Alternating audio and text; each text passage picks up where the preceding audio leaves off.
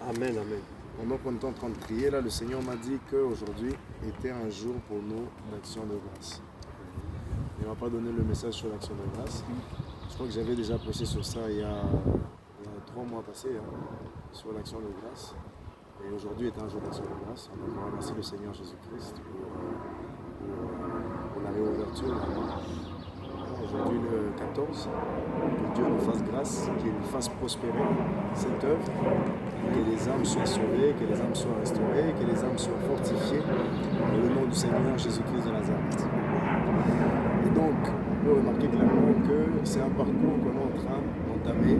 Ça fait déjà 2 ans maintenant, et c'est aussi une croissance. Et dans cette croissance-là, on doit atteindre une dimension, on doit atteindre un plafond où le Seigneur veut que nous puissions atteindre selon sa grâce et selon sa volonté. Voilà pourquoi aujourd'hui je vais parler sur la croissance spirituelle. Et le grand thème qu'on a commencé à développer était sur le juste croisse comme le palmier. Nous avons pris deux chapitres. Le premier chapitre qu'on va développer, c'est dans Genèse chapitre 1, verset 11. Les Écritures disent ceci. Au chapitre 11. Puis Dieu dit que la terre produise de la verdure, de l'herbe portant de la semence, des arbres fruitiers donnant des fruits selon leur espèce et ayant en eux leur semence sur la terre. Et cela fut ainsi. Et le deuxième verset, on va prendre 3 versets. C'est dans Psaume 92, au verset 13, à partir du verset 8 jusqu'au verset 13. Si les méchants croissent comme l'herbe, si tous ceux qui font le mal fleurissent, c'est pour être anéanti à jamais. Mais toi, tu es le très haut à perpétuité, ô Éternel, car voici tes ennemis, ô Éternel, car voici tes ennemis périssent. Tous ceux qui font le mal sont dispersés. Et tu me donnes la force du buffle, je suis arrosé avec une huile fraîche. Mon œil se plaît à contempler mes ennemis et mon oreille à entendre mes méchants adversaires. Verset 13, qui est le verset clé, les justes croissent comme le palmier, ils se lèvent comme le cèdre du Liban, planté dans la maison de l'Éternel. Je continue. Ils prospèrent dans le parvis de notre Dieu.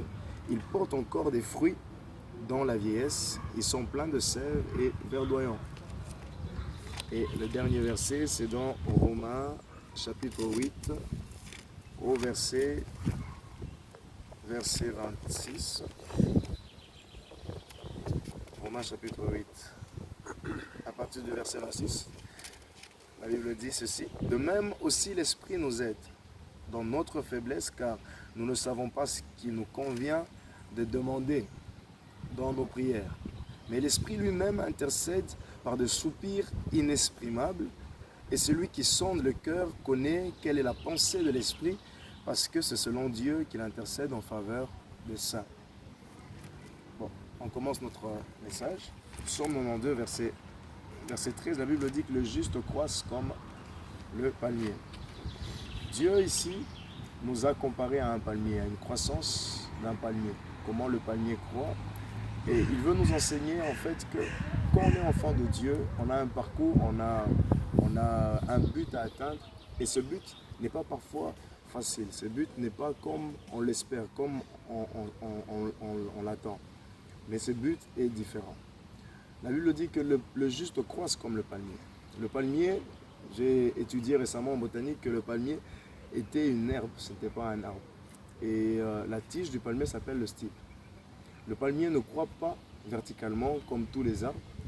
Avant d'atteindre les hauteurs, le palmier doit d'abord croître en largeur. Le palmier croît d'abord en largeur. Et qu'est-ce qui se passe? C'est que quand le palmier sort de la terre, tout autour du palmier, il y a des herbes. Et vu que le palmier est une herbe et non un arbre, le palmier n'est pas différent de l'herbe. Mais Psaume 92, verset 8 nous dit que le juste est comme l'herbe qui fleurit et qui périt. Ça veut dire que le palmier, lorsqu'il croît, il est entouré des hommes, il est entouré des païens, il est entouré des amis, il est entouré des camarades, il est même entouré de la famille. Mais le palmier ne sait pas qu'il est palmier jusqu'à ce qu'il va commencer à grandir. Au moment où il grandit, c'est à ce moment-là qu'il comprend qu'il est palmier et qu'il est juste. Dans la vie chrétienne, quand on donne notre vie à Jésus-Christ, à l'origine, même la base, qu'on donne notre vie à Jésus-Christ et qu'on laisse le Saint-Esprit venir au-dedans de nous, il y a un parcours et dans ce parcours, qu'est-ce qui se passe? Il y a un moment où on ne se rend pas compte qu'on est juste.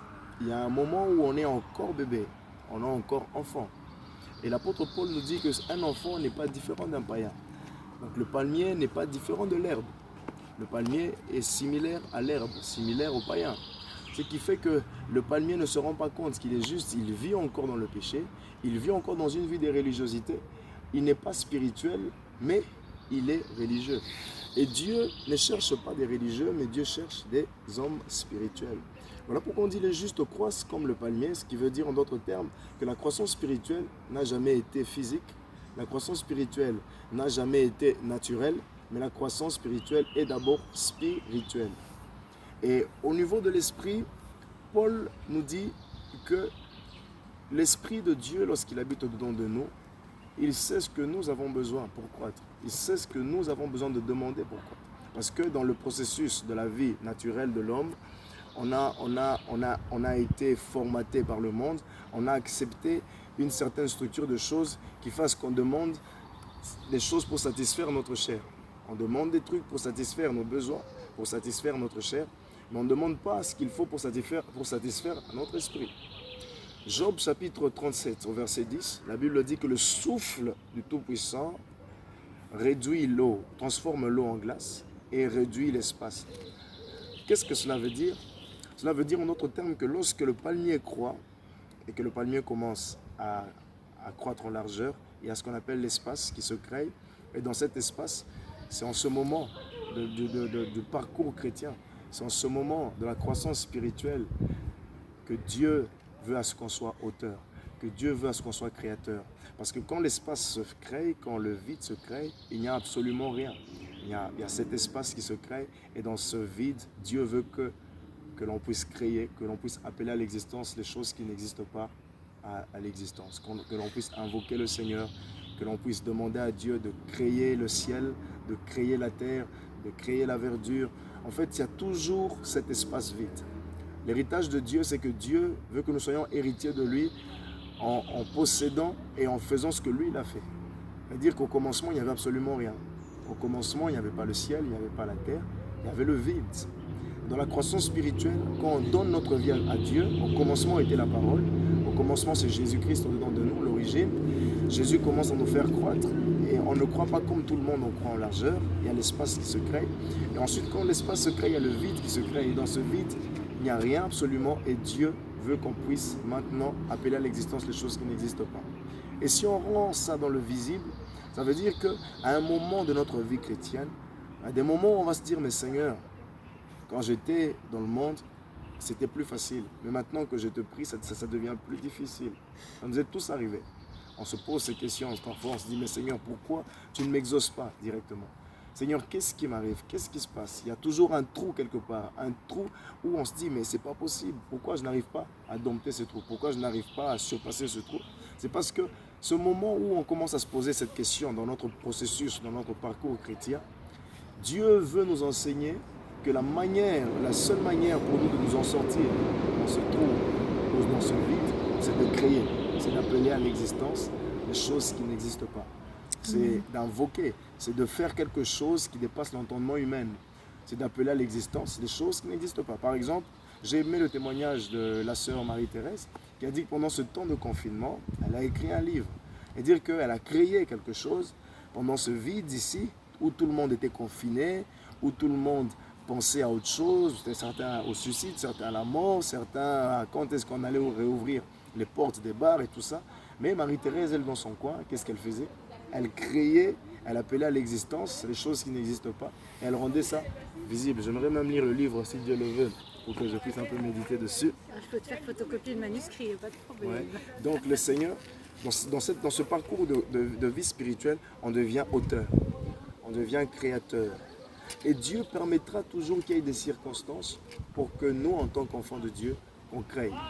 Dieu permettra toujours qu'il y ait un vide, qu'il y ait un bug quelque part, pour que le véritable nous, le potentiel que Dieu a mis au-dedans de nous, commence à se manifester. Il permettra qu'il y ait ce vide pour qu'on puisse créer le ciel. Il a commencé d'abord pour le moment à créer le ciel, le spirituel. Il a créé les anges, les archanges. et ensuite il a créé la terre. Ça veut dire que Dieu, dans la croissance spirituelle, fera ce qu'on soit à la rencontre de nos anges.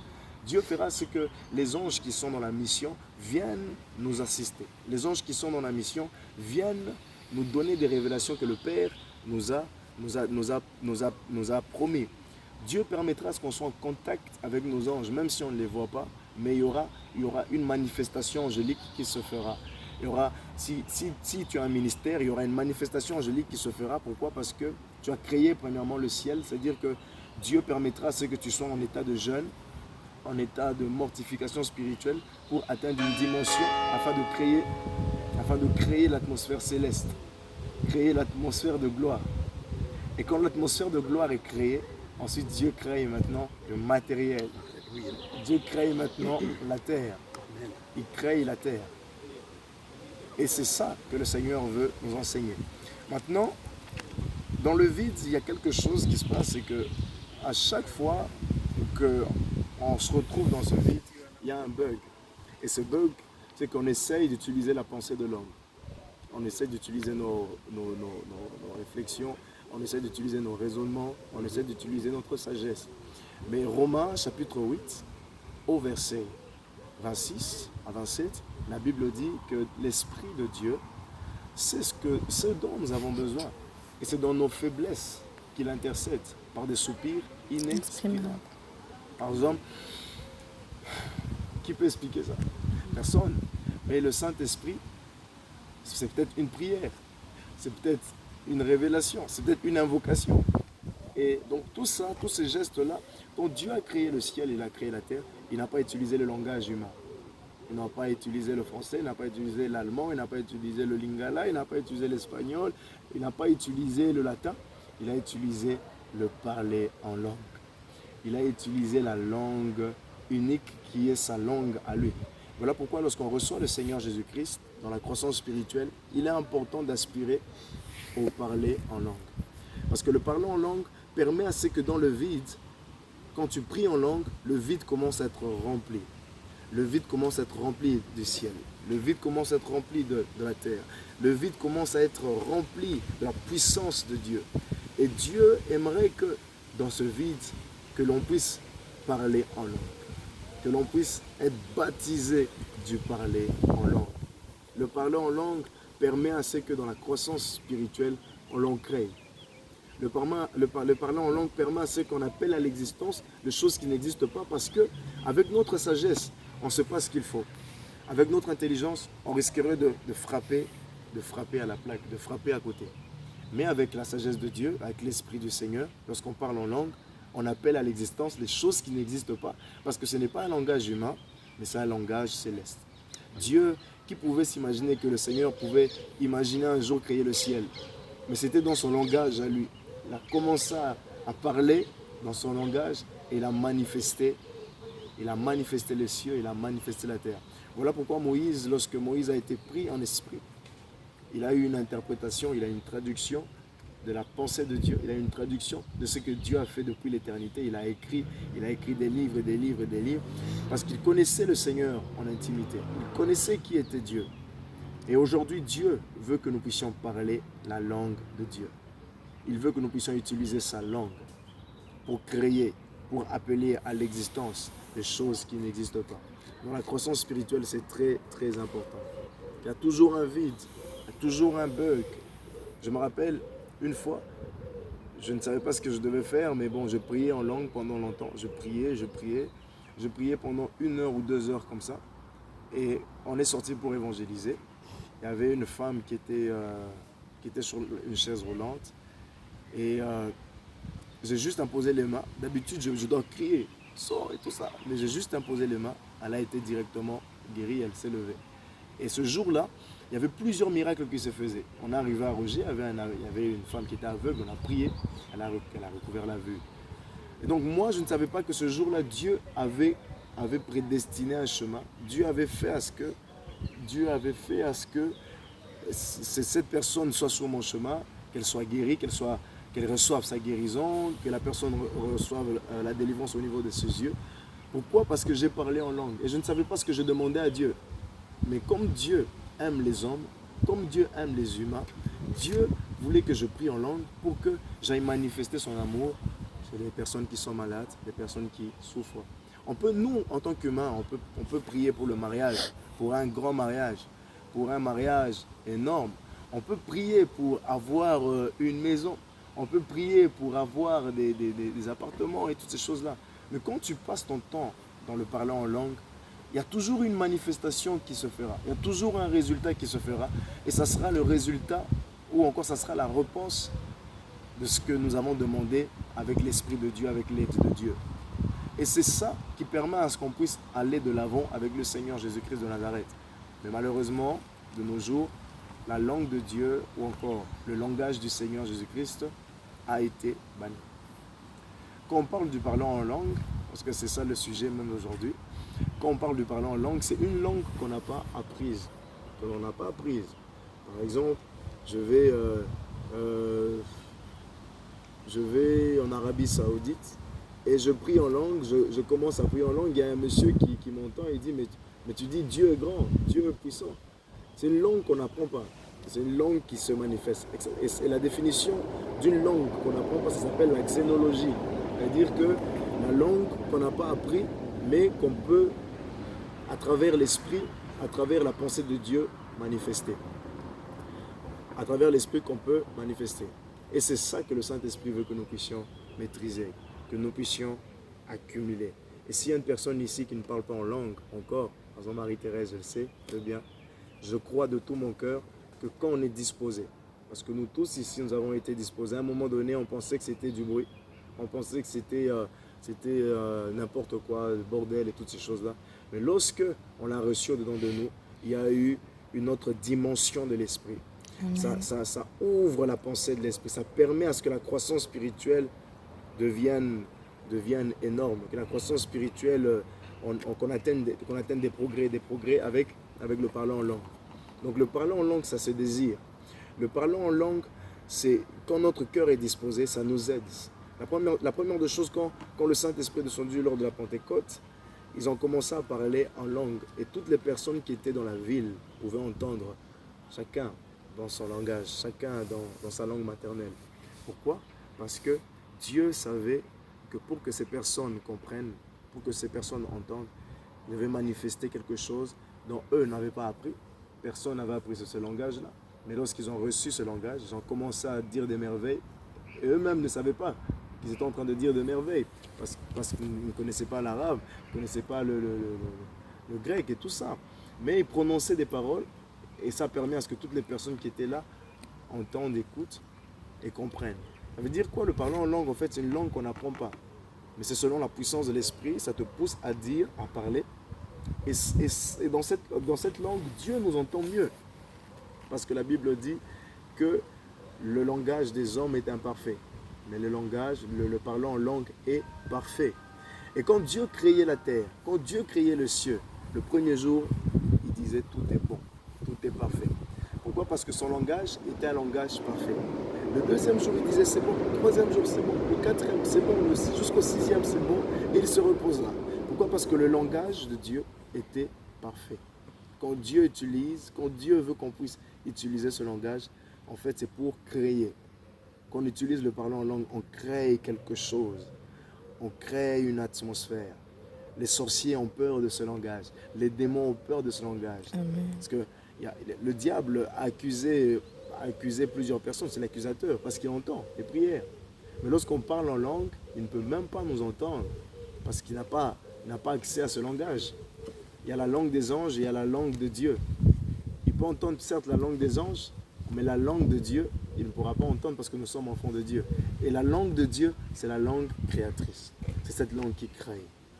Et cette année, je le crois de tout mon cœur, au nom de Jésus-Christ, on va créer, on va appeler à l'existence des choses qui n'existent pas. Amen. La lumière du monde aura une autre dimension d'atmosphère. Il y aura quelque chose de grand, de puissant qui va venir.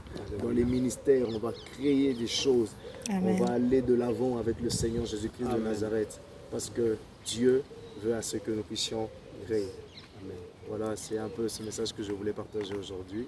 Amen. Comme aujourd'hui, le Seigneur m'a dit que c'était un jour d'action de grâce. On va continuer.